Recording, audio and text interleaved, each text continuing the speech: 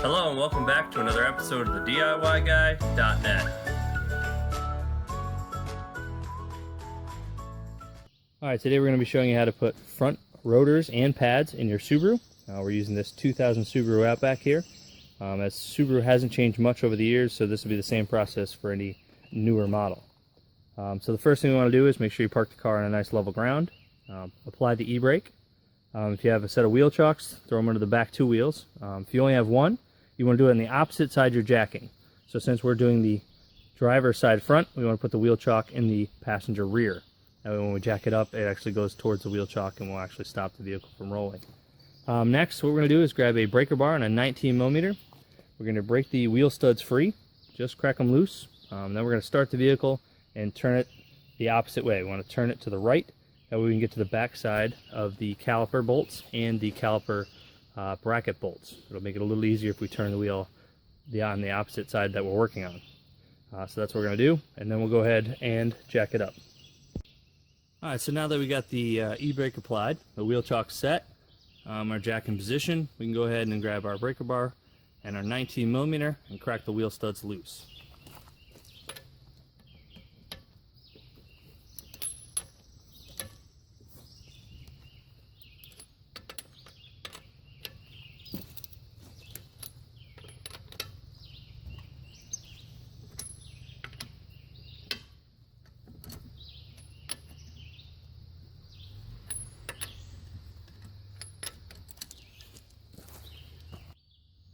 Alright, so now that we got all the wheel studs cracked loose, we can go ahead and start the vehicle and turn the wheel to the right.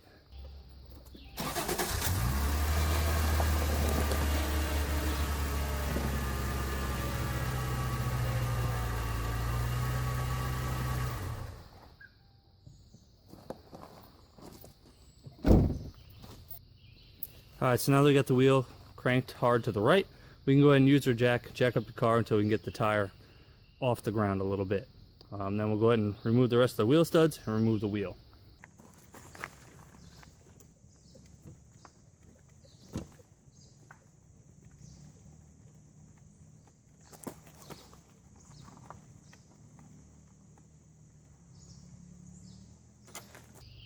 Alright, so we don't need to jack the car up super high, we just need enough just to pull the wheel off the ground. Alright, so now the car is up in the air, we can go ahead and remove the lug nuts the rest of the way and then remove the tire. You can keep using your breaker bar or a ratchet. I like to use my impact with a socket adapter, 19mm, makes it a little faster.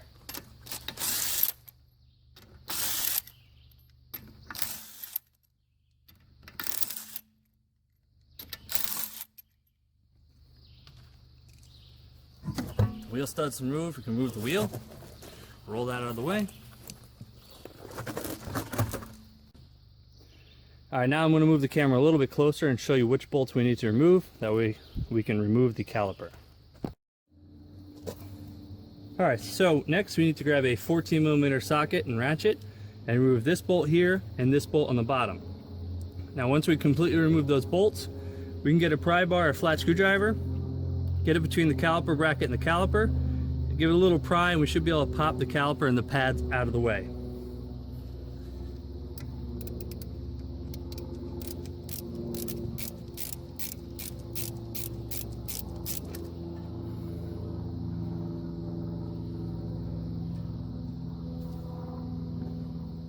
One out.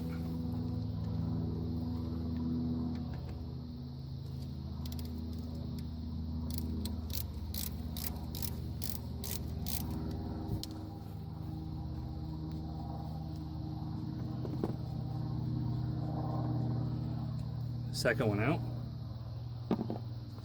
So we'll grab that screwdriver or pry bar, get it in the top, and we should be able to wiggle out the caliper. Alright, so we got the brake caliper hanging out of the way. We can go ahead and remove the pads or brake shoes. We can just wiggle them and it should pop out. If you have trouble, you can always take the screwdriver and get it in between the pad and the rotor, and it'll help it pop out easy. Now I don't know if you can see this on the camera, but the inside pad was worn unevenly. As you can see, there's a lot of meat here between the metal piece and the actual brake pad material, and almost nothing over here. Now, a couple causes of that is this right here, the caliper slide not sliding freely, or some crap, rust, built up under these little brackets that are on the brake caliper bracket, not letting the pad slide back and forth. That way the caliper can't clamp nice and even and will cause this uneven pad wear. We're going to go ahead and grab a 17 millimeter, and there are 2 more bolts that'll actually take this caliper bracket off, and then we should be able to slide the rotor out or off. Alright, for this you're going to use a 17 millimeter wrench. Just because of the way it works with the strut bolts, you can't really get a socket in there unless you have a swivel. So I'm using a ratcheting wrench. I'm going to use an open end to crack it loose, and then use the ratcheting part to take it out the rest of the way. Sometimes if you use the ratcheting part and put all that pressure on it, you can break them. So it's best to use the open end first, and then use the ratcheting wrench part to take it out the rest of the way.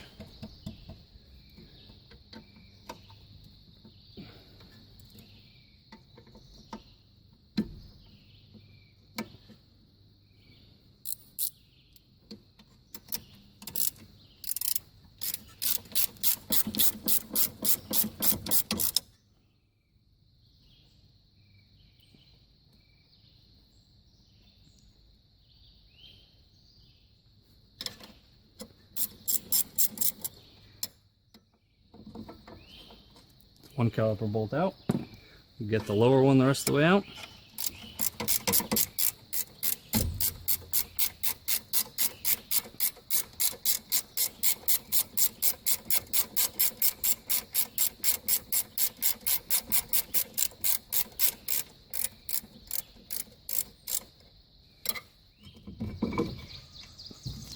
Alright, now we got the caliper bracket out of the way. Next is remove the rotor. Sometimes they just pop off, usually not, especially if it's been on the car for a little while. You may want to take a hammer, give it a few whacks on opposite sides, and should pop it loose.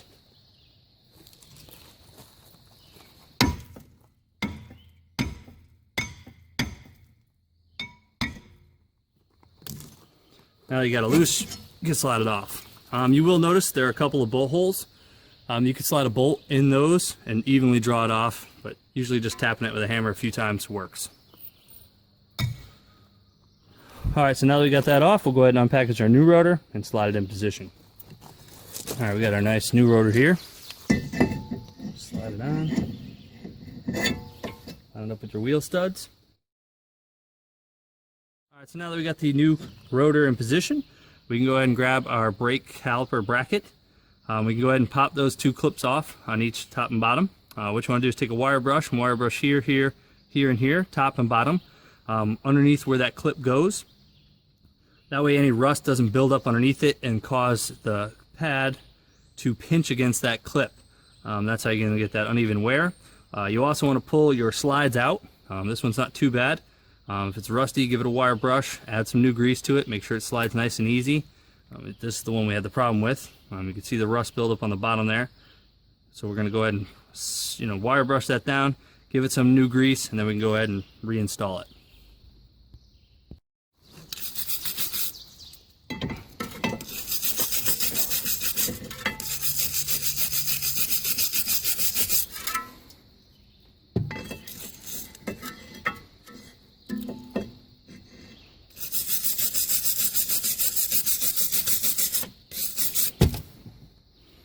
As you can see, we've got them pretty clean there, so we'll go ahead and put our new clips in. Like I said, we'll sand these slides down and re-grease them. The brake pads come with grease, so you can go ahead and put some of that grease on those slides.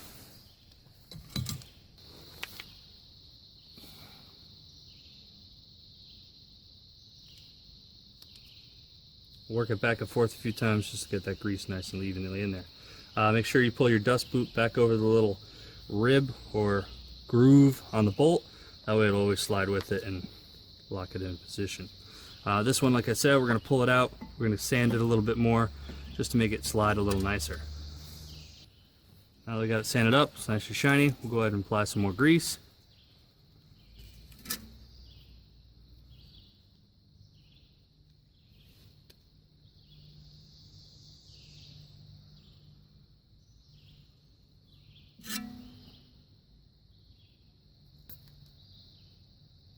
See how much nicer that moves now.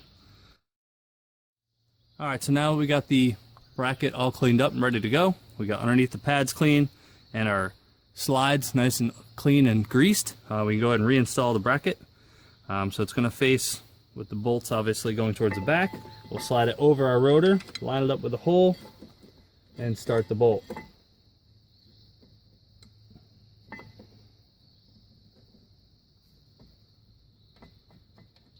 We'll run it down a little snug, as you're going to want to be able to move this a little bit so you can line the other bolt up. You want to put some anti-seize in the bolt, that way you can get it out easier next time.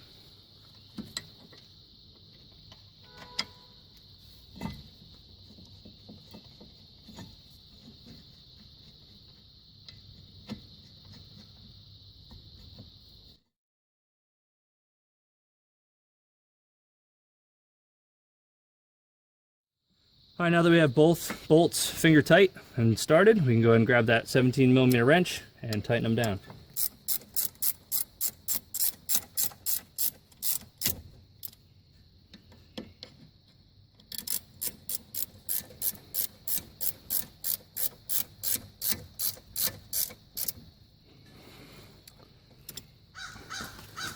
We'll go ahead and snug them with the open end part.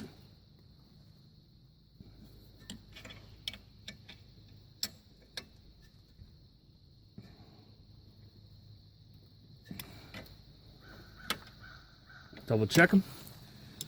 All right, now that we got that all set, we can go ahead and open our pads.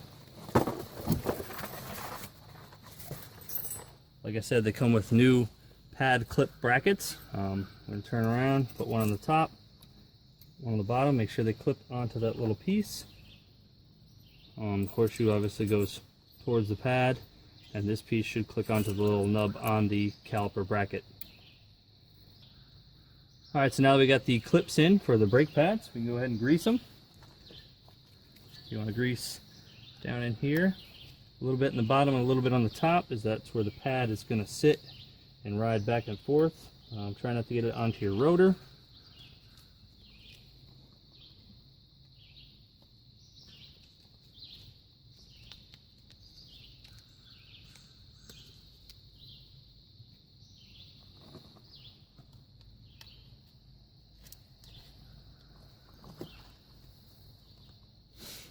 Alright, so now that we have the clips greased, we can go ahead and put our pads in. You'll see the pad is curved. You want to put that curve with the rotor. It should kind of pop in like that. We'll go ahead and place the rear pad. Same thing. You want the curve with the curve of the rotor. Now once you got those set, we can go ahead and reinstall the caliper. Now you're going to notice that it's not going to fit because the caliper pistons are fully extended, or depend on how much life you had left on your pads. So what we're going to need to do is get a pair of channel locks and squeeze each piston slowly. If you squeeze too fast, you'll push the other piston back out. So you just got to slowly go back and forth, working it in and pushing the fluid back into the master cylinder.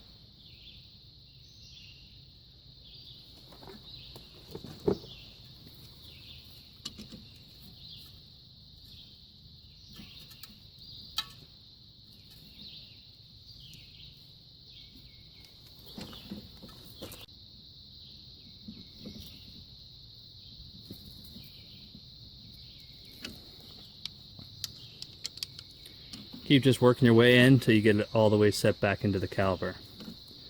Now see, I went too fast and I pulled this one out. So if you just slowly go,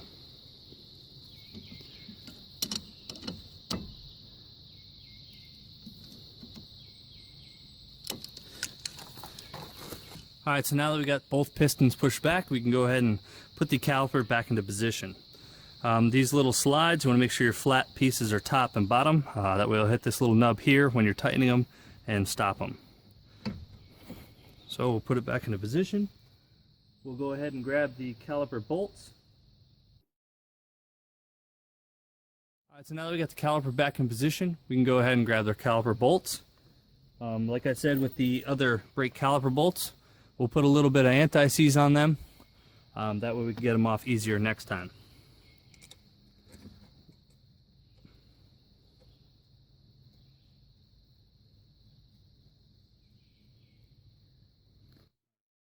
Now we got the top one started, we'll go ahead and start the bottom one.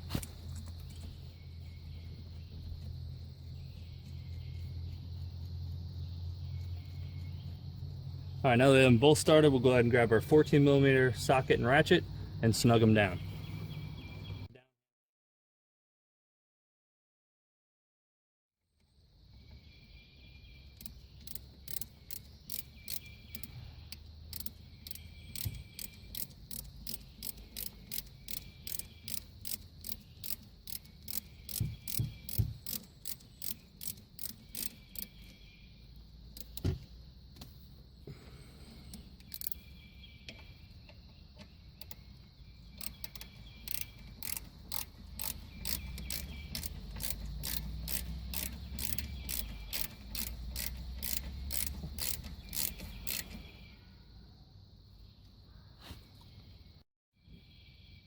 Alright, so now we got the caliper back on and snugged down. I'm going to go ahead and move the camera back as we're ready to put the wheel on. Alright, so now we'll go ahead and reinstall the wheel.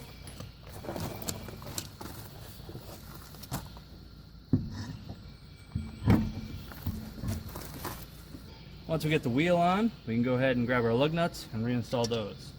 We'll put them on a few threads by hand, then we'll use our impact and snug them down. That way we ensure that we don't cross thread them.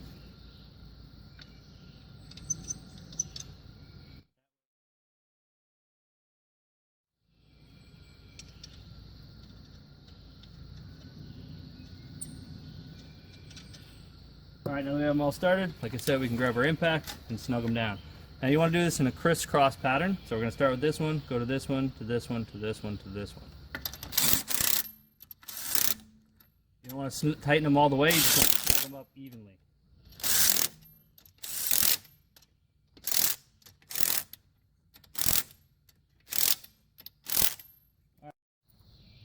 Alright, so now that we got the lug nuts snug down and tight, we can go ahead and start the car, straighten the wheel back out, which time we're going to let the car back down and remove the jack and wheel chock.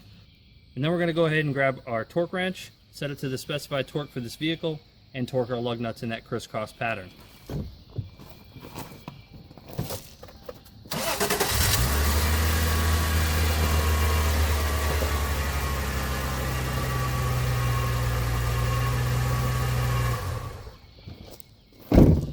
The wheel straight, we'll go ahead and lower the car down. Alright, so the car back on the ground, we'll grab a torque wrench and torque the lug nuts in a crisscross pattern.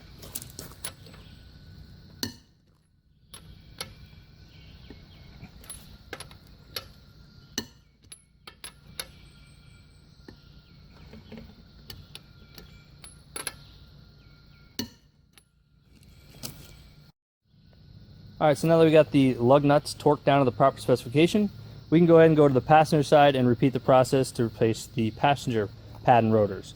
I won't show you because the only difference is you're going to move the wheel chuck to the driver's side if you don't have two, and you're just going to turn the wheel towards the driver's side rather than the passenger side. That way you can get to the brake caliper bolts and bracket bolts easier. So once you do both sides, what you want to do is start the car, pump the pedal 4 or 5 times. Now what that's going to do is push the pistons that we pushed into the caliper back out so they'll touch the pad, and that'll take up the slack or gap. And that way when you actually apply the brakes in the car, it's actually going to engage the brakes out here. And then what you want to do is open your hood, check your brake fluid level. Because we push those pistons back in, we push fluid back up into the reservoir. You may be overflowing or over the max fill line. You may need a turkey baster or something like that to remove the excess fluid, or you may be low if you've never added fluid. So you want to check that level, and then you can go ahead and test drive it at 5-10 miles an hour, applying the brakes. Make sure you get no pull left or right. Make sure there's no noises. Give it some turns left to right. Make sure there's no noises. Then you can test it at a higher speed. So this one performs perfectly. It brakes evenly, no noises. So that's it. We just showed you how to put front pads and rotors into your Subaru. Don't forget to click the link in the description, which will take you to our website for a full write-up. You can also click that subscribe button in the middle. On the right, we have a recommended video just for you. And on the left, you'll find our recent upload. Thanks for watching another episode of the DIYguy.net.